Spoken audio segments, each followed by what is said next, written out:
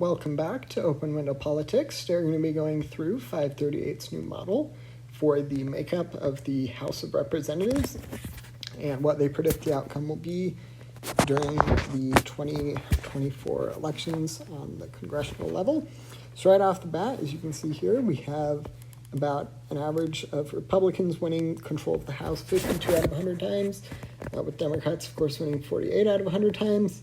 And this has fluctuated slightly. There are really just very few critical battleground races that are going to determine the outcome of the makeup of the House. It's going to be close regardless. Democrats only need a few seats to flip control, and they're going to be able to get a few. They get one from the additional district in Louisiana, that is a majority-minority district, and then as well as another one in Alabama, but it partially gets negated by the Republican gerrymandering of North Carolina, which drops 2 seats as well. So it'll come down to districts like a couple moderate Republicans in New York that are up for re-election, and then Maine's 2nd district. The race there is going to be interesting, and then the race in Iowa I believe that is the Des Moines area. Anyhow, lots of close races, and it'll come down to each of those important races to determine who will control the House. We'll have to see, because if it'll most likely be if Harris is able to win control of the presidency, it'll most likely result in a Democratic House. During the midterms, it'll most likely flip if history repeats itself. Regardless of which party wins the 2024 election, it'll probably flip the other way during the midterms, but for now it does look like Democrats are slightly behind.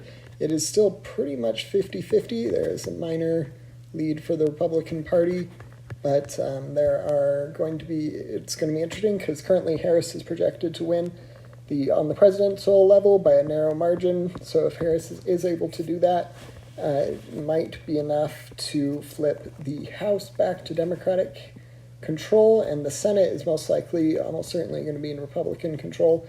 So Democrats are really just hoping to, if they can't win the presidency and the Senate isn't really in the cards anymore, that they are going to be at least to be able to flip control of the House and prevent a Republican trifecta.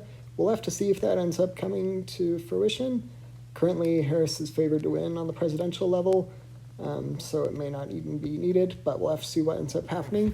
There's a couple of close races here. We can go through some of the polls in each of them. We have this race in Washington, which is narrowly favored on the Republican side, and then there's a couple others throughout the country.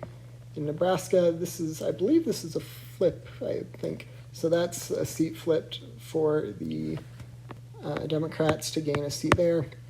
And then, or I could be wrong, I'm not sure what the makeup of that seat is, but regardless, that will be a pickup for a seat for the Democrats there in Nebraska's district.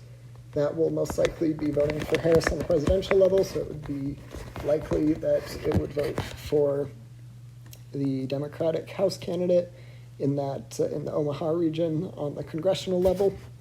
Also come down to a bunch of seats in New York that Republicans were able to flip in not a bunch, but very few, but enough that if just in New York, if Democrats are able to overperform there, that would be 4 seats flipped, and that could be enough to win, or that could be 5 seats flipped if it's a really good overperformance, which it probably won't be, but could be 2 seats gained.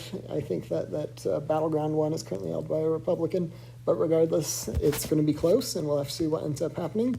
Like I mentioned at the beginning, currently the predictions have it as a slight Republican edge, but things are changing every couple of hours. It seems like this aggregator seems to update, so we'll have to see what happens in the final weeks and days before the presidential and House and Senate elections in 2024. Feel free to let me know if you have any questions about video today, and don't forget to like and subscribe. Thanks. Bye.